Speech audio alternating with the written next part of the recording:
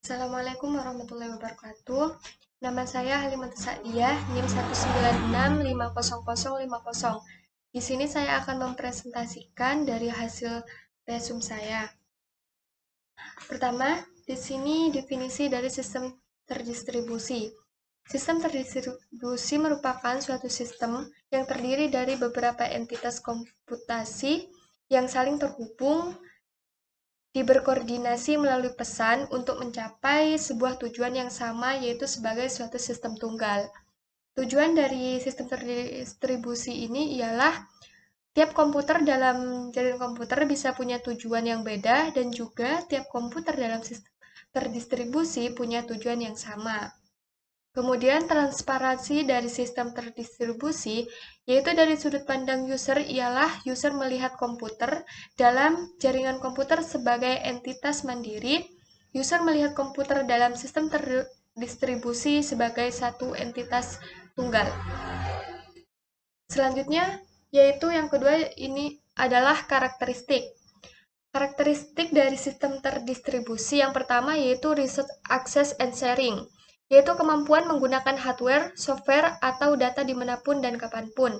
Yang kedua yaitu openness atau keterbukaan, merupakan sebuah keterbukaan dalam sistem terdistribusi, memiliki pengertian kemampuan sebuah sistem dalam pengembangan fleksibilitas.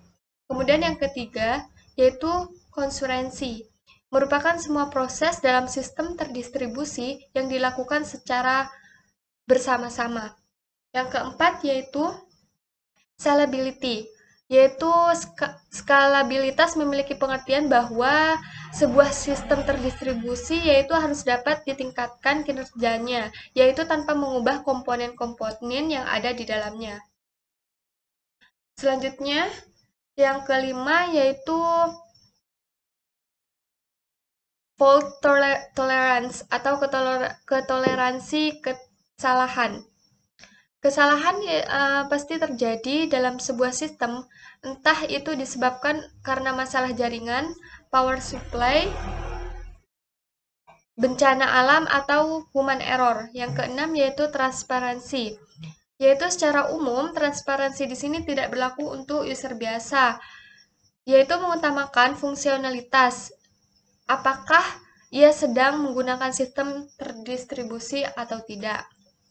Yang ketiga yaitu klasifikasi sistem terdistribusi. Di sini ada 3. Yang pertama yaitu HDPC, yang merupakan jenis sistem terdistribusi yang dipakai untuk komputasi performa tinggi. Karakteristiknya di sini yaitu memiliki kemampuan yang storage dan processing yang relatif tinggi. Contohnya, maaf salah ya. Kemudian antar node terhubung lewat jaringan kabel. Yang kedua yaitu DIS, merupakan jenis sistem terdistribusi yang merupakan integrasi antara beberapa aplikasi dan juga sebuah instansi. Goals-nya di sini yaitu menerapkan interoperabilitas antar aplikasi yang ada.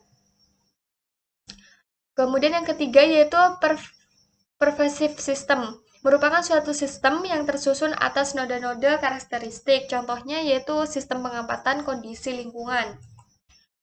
Yang keempat yaitu model arsitektur. Sistem terdistribusi dilihat dari sudut pandang software yang terdiri atas beberapa komponen yang terhubung oleh konektor. Jenis-jenisnya di sini yang pertama yaitu arsitektur berbasis lapisan, yang merupakan sistem terdistribusi didekomposisi menjadi komponen-komponen yang tersusun secara berlapis. Contohnya yaitu implementasi protokol komunikasi. Kemudian yang kedua yaitu arsitektur berbasis objek, yang merupakan komponen dilihat dari representasi sebagai sebuah objek yang terhubung satu sama lain yang melewati mekanisme call procedure.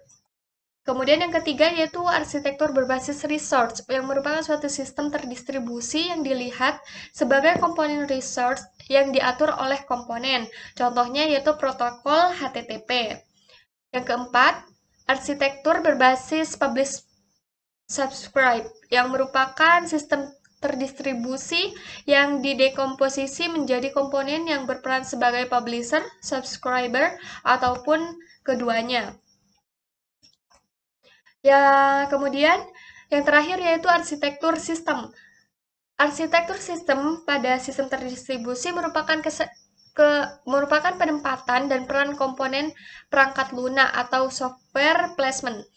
Jenis-jenisnya yaitu ada model client server yang merupakan sistem client server mempunyai satu atau lebih proses klien dan satu atau lebih proses server. Dan sebuah proses klien dapat mengirim query ke sembarang proses server.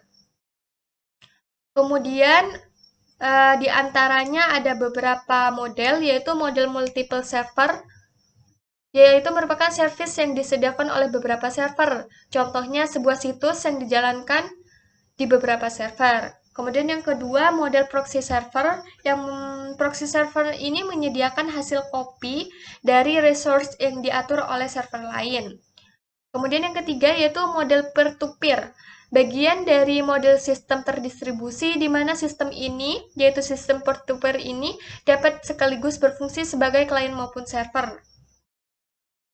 Selanjutnya yaitu model mobile code, yang merupakan kode yang berpindah dan dijalankan pada PC yang berbeda. Contohnya yaitu applet.